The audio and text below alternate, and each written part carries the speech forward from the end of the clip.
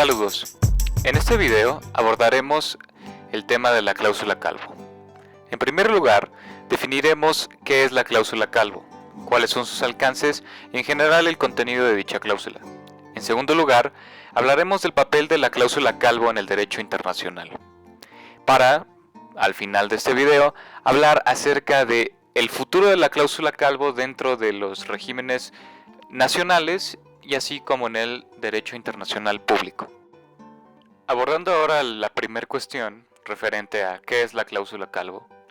Carlos Calvo fue un jurista argentino que vivió la primera mitad del siglo XIX.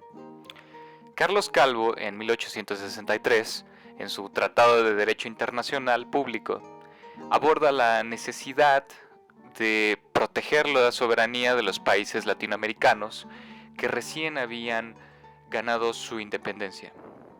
Esta cuestión surgía por distintas cuestiones históricas.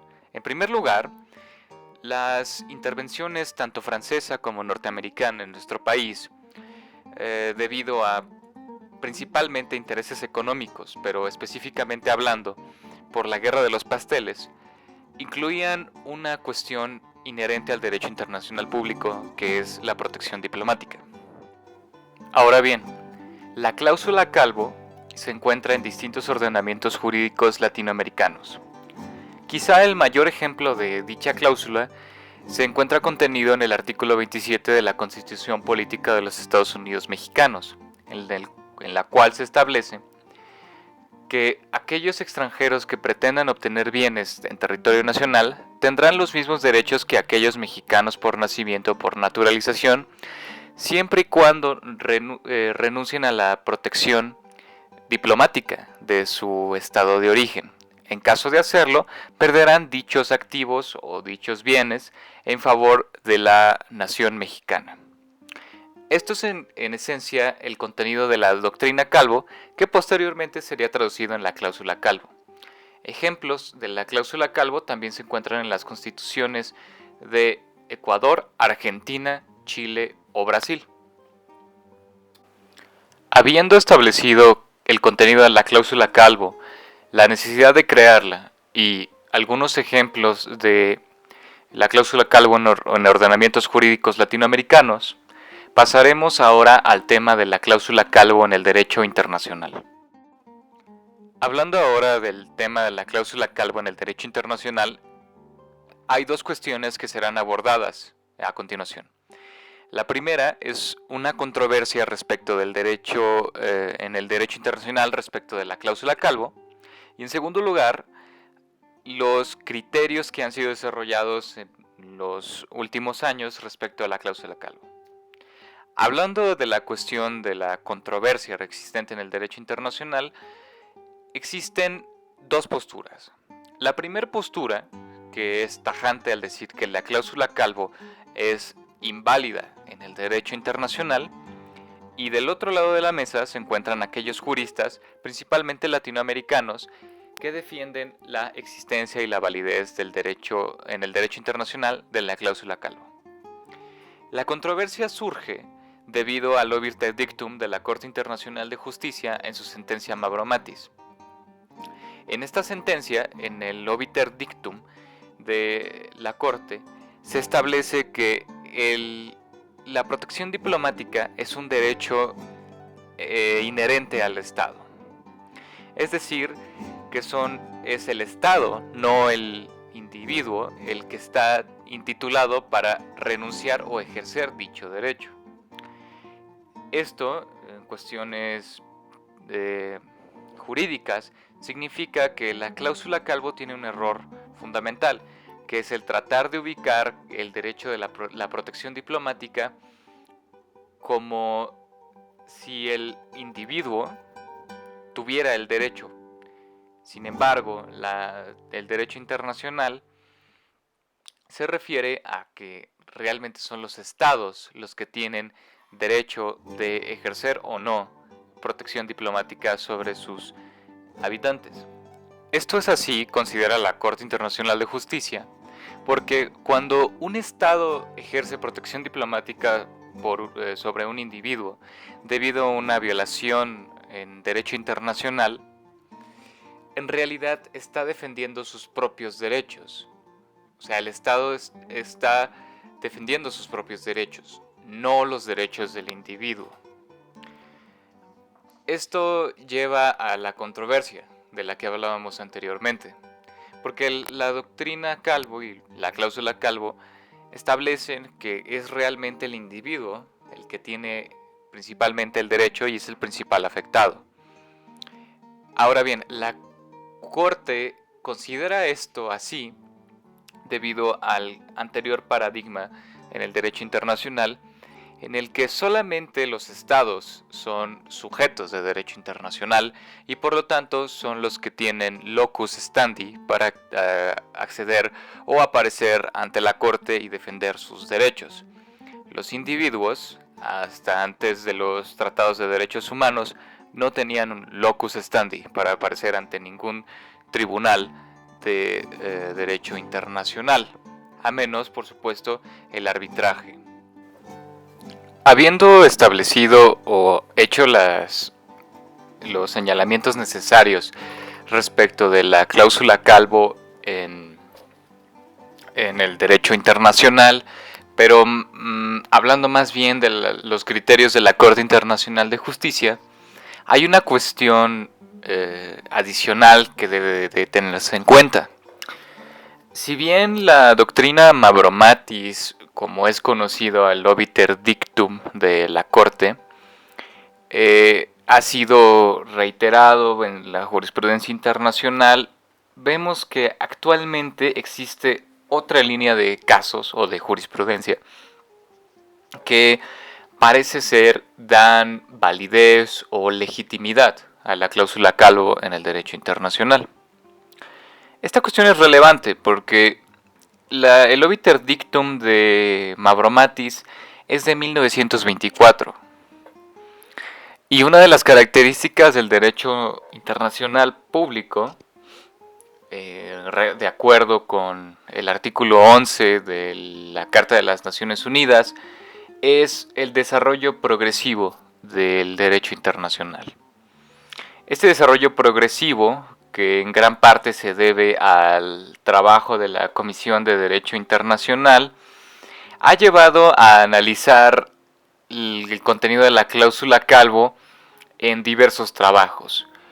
Desde discusiones, por ejemplo, para la Convención de Nueva York, que se refiere al cumplimiento de los laudos arbitrales internacionales, del cual México es parte, hasta su más reciente trabajo, que es el proyecto de artículos sobre protección diplomática. Específicamente, en el artículo 15 de dicho proyecto se analiza la cuestión de la cláusula Calvo. En los comentarios a dichos artículos, la ambigüedad con la que trata la Comisión de Derecho Internacional el tema es palpable. Si bien no establece la Comisión de Derecho Internacional la ilegitimidad de la cláusula Calvo, también se queda corta la Comisión de Derecho Internacional al establecer su legitimidad.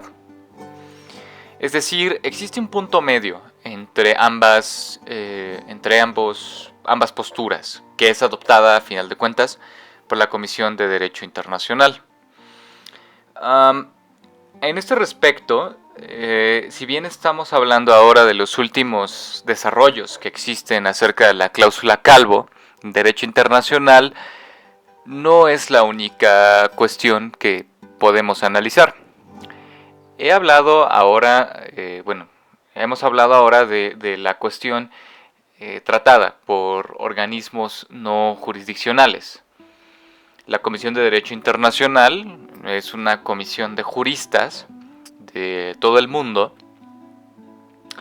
en la que se discuten distintos tópicos relevantes del derecho internacional, pero en ningún momento constituye un criterio jurisprudencial. Ahora bien, esto no quiere decir que la Corte Internacional de Justicia o distintos tribunales internacionales como el Tribunal del Derecho del Mar o el ICSID del Tratado de Bretton Woods o la Corte Permanente de Arbitraje han tenido o han utilizado ciertos criterios de la Comisión de Derecho Internacional, pero esto no significa que sean criterios jurisprudenciales. Hablando ahora de la línea de jurisprudencia existente que confirma la cláusula Calvo, en los últimos años el ICSID o el Centro Internacional para el Arreglo de las Disputas sobre Inversiones ha desarrollado en los últimos años ciertos casos, ha tenido la oportunidad de analizar ciertos tratados bilaterales de inversión que contienen una cláusula Calvo. En este sentido, tienen relevancia, por ejemplo, casos como Aguas del Suez y Aguas del Tunari contra Argentina del 2005, o casos como, bueno, ese no es ¿cómo se dice?, del ICSID, pero sí tiene que ver con cláusula Calvo. Es el caso CMS Gas Transmission Company contra la República de Argentina, pero ese es un caso del 2003. Hay casos más antiguos que se resolvieron en comisiones mixtas en los que ya se vislumbraba esta corriente, que es la de legitimar la cláusula Calvo. Ejemplo de estos casos es el bastante famoso caso North American Dredging Company contra México, que fue resuelto en comisiones mixtas. Otra cuestión, otro caso emblemático en el que se tuvo que analizar la cláusula Calvo fue el caso concerniente a TECMET contra México, que fue en el tribunal órgano arbitral del Telecán. Entonces, todos estos casos apuntan a la siguiente cuestión. Si la cláusula Calvo es admitida en el acuerdo especial que le da jurisdicción a un tribunal, o la cláusula Calvo está contenida en un tratado bilateral de inversión, se entiende que el consentimiento de ambos estados fue dado. El consentimiento es lo que da la legitimidad de la cláusula Calvo, no otra cuestión. Es decir, no estamos hablando como muchos internacionalistas señalan o argumentan, que el hecho de legitimar la cláusula Calvo en el derecho internacional es darle superioridad a una norma doméstica, por ejemplo la Constitución, que a un tratado internacional. Ellos apuntan a la supremacía del derecho internacional para establecer la validez o la ilegitimidad de la cláusula Calvo. Sin embargo, esto no es así. Estos tribunales señalan, y esta jurisprudencia señala, que no existe un problema de supremacía entre derecho doméstico y derecho internacional en lo absoluto. Lo que existe es una cuestión de consentimiento, que es uno de los pilares o principios fundamentales del derecho internacional. Si ambas partes están de acuerdo en darle validez a la cláusula Calvo, se entiende que se otorgó el consentimiento, como veníamos mencionando anteriormente.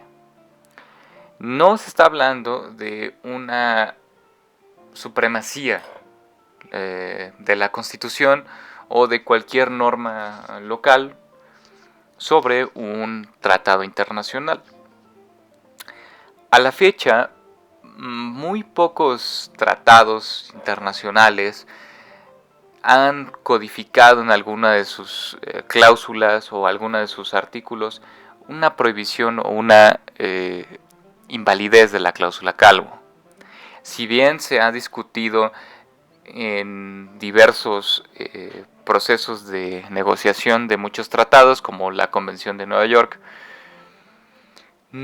o la Convención de Washington, no se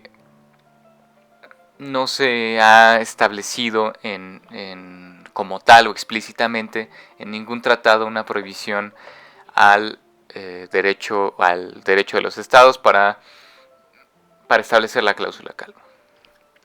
Dentro de los pocos tratados que existen en los que se aborda esta cuestión es el artículo 25, fracción primera de la Convención de Washington,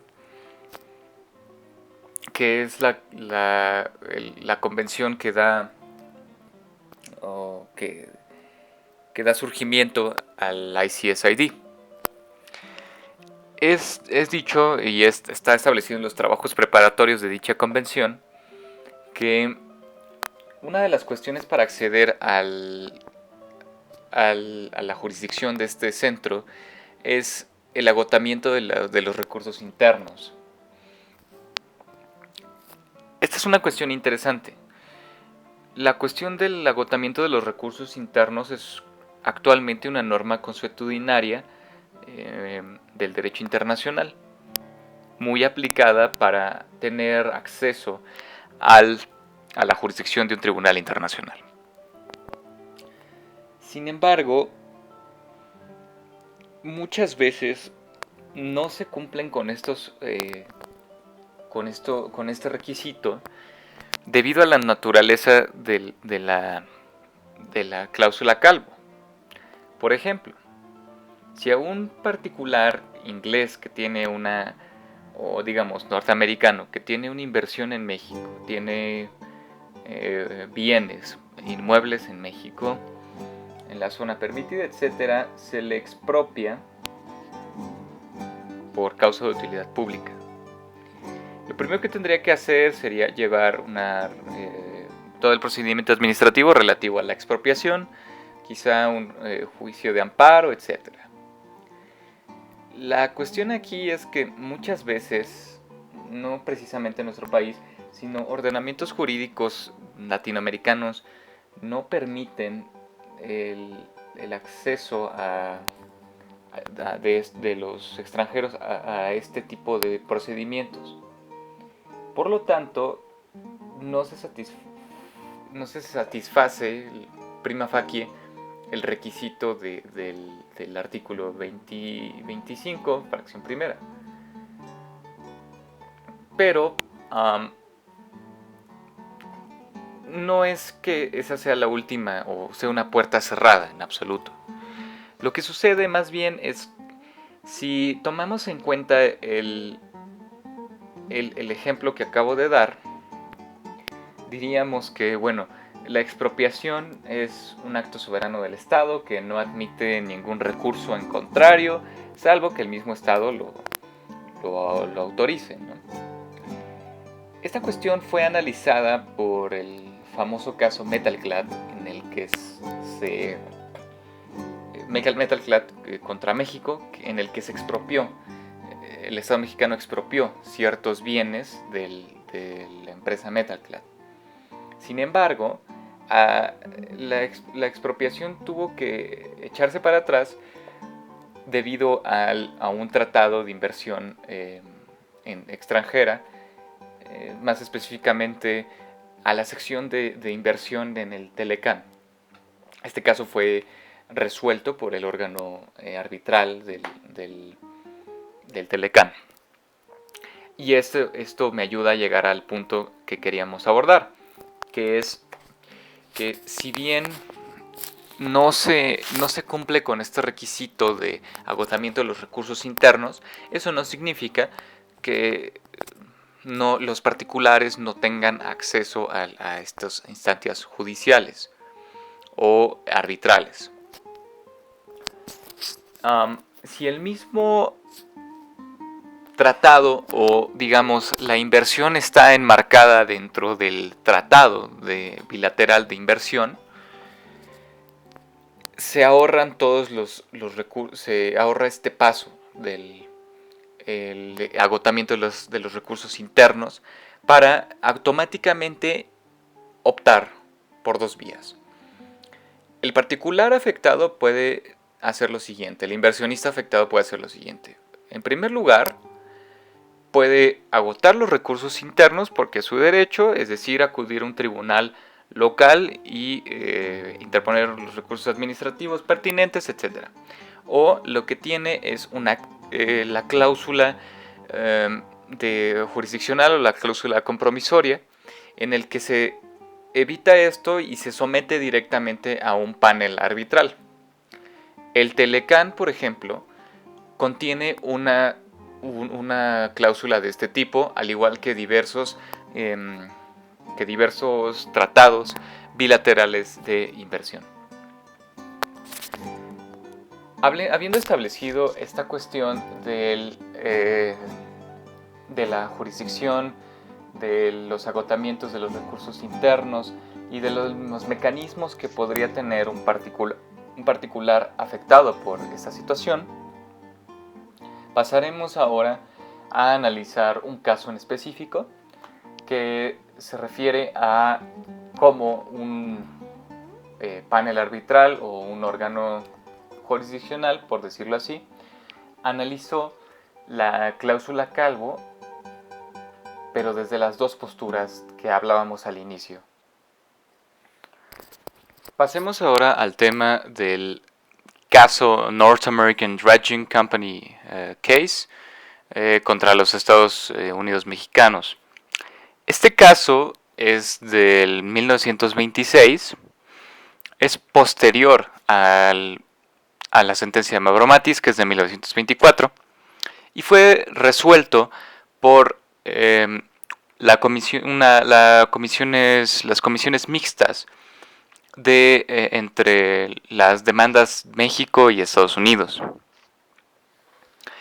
El punto central de este caso eran ciertos activos, ciertos bienes que se encontraban dentro de México, que eran propiedad de esta compañía North American Dredging, y fueron llevados a estas comisiones mediante un acuerdo especial. Ahora, la cuestión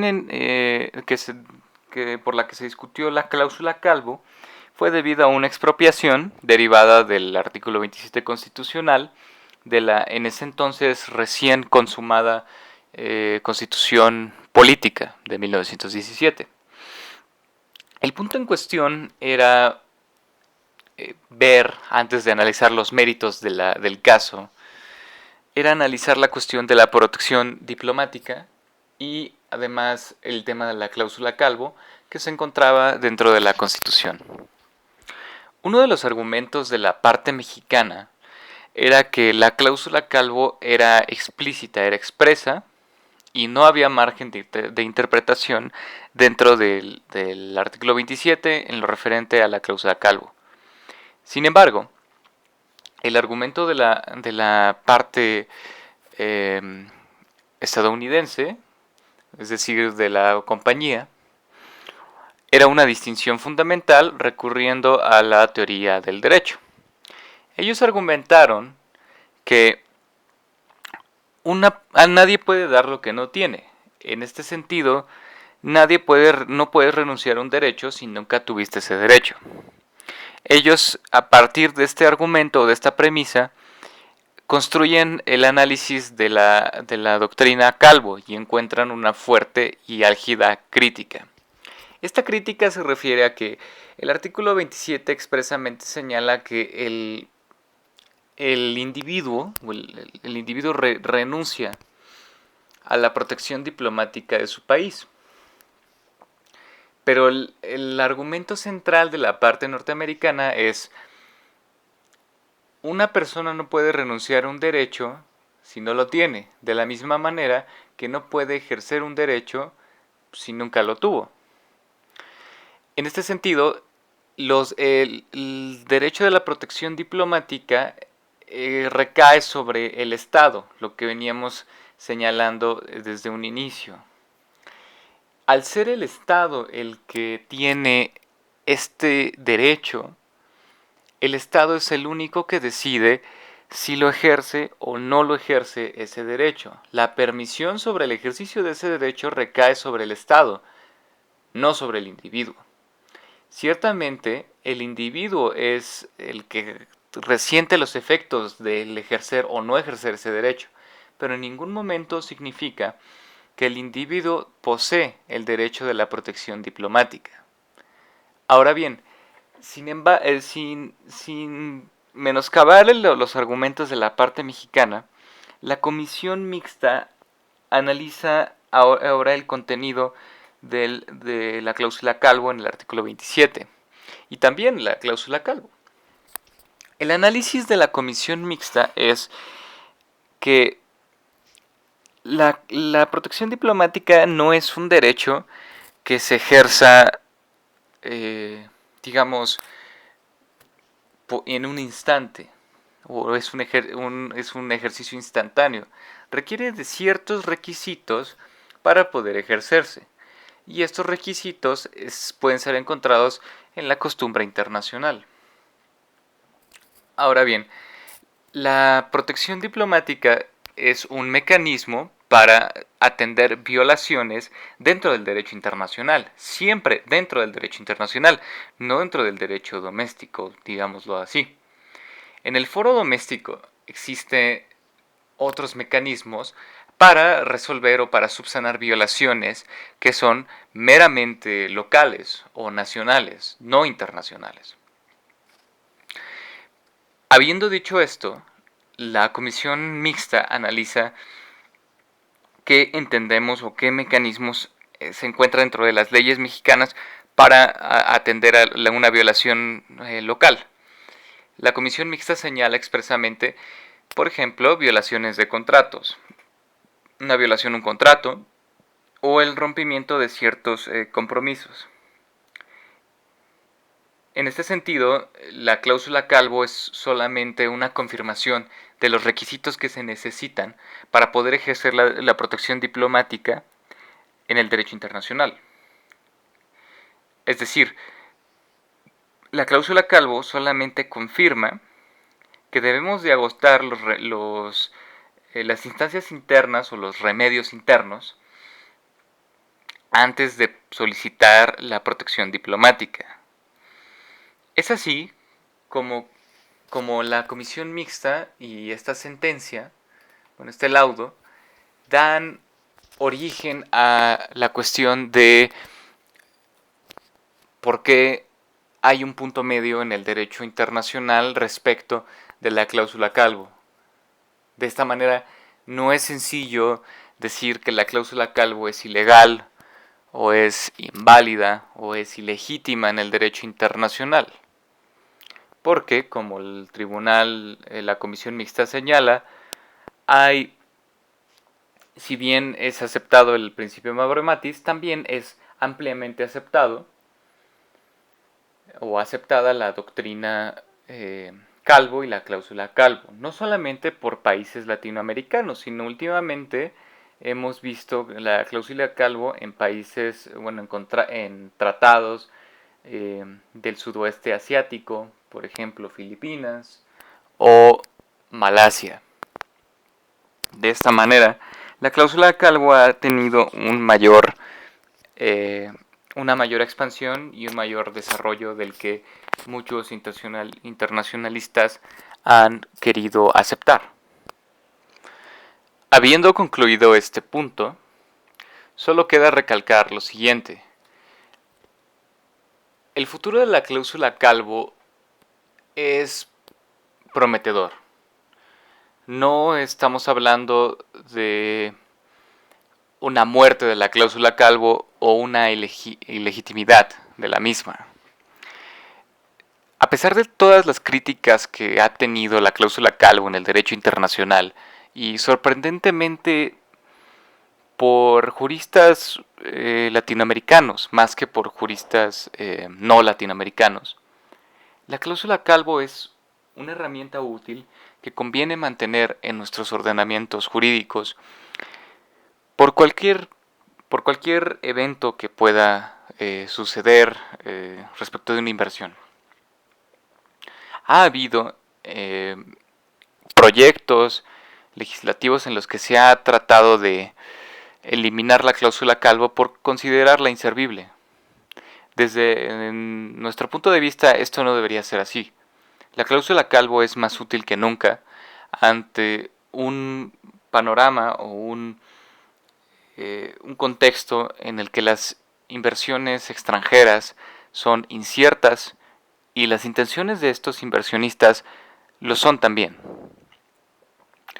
De tal manera que conviene tener un mecanismo jurídico que nos permita defendernos ante este tipo de inversionistas y ante este tipo de países, más que soslayarla y relegarla diciendo que es un artilugio anacrónico. Habiendo dicho esto, en este video se han abordado tres cuestiones principales: el contenido de la cláusula calvo y una breve explicación. En segundo lugar, la cláusula calvo en el derecho internacional, con sus distintos posicionamientos, y el análisis de un caso que reconcilia las dos posturas contradictorias respecto a la cláusula calvo. Finalmente, a manera de conclusión, se ha abordado el futuro de la cláusula calvo o los próximos desarrollos de la misma. De tal manera que los temas mencionados en un inicio han sido abordados en este video. Espero les haya parecido útil y espero que haya sido de su agrado. Gracias.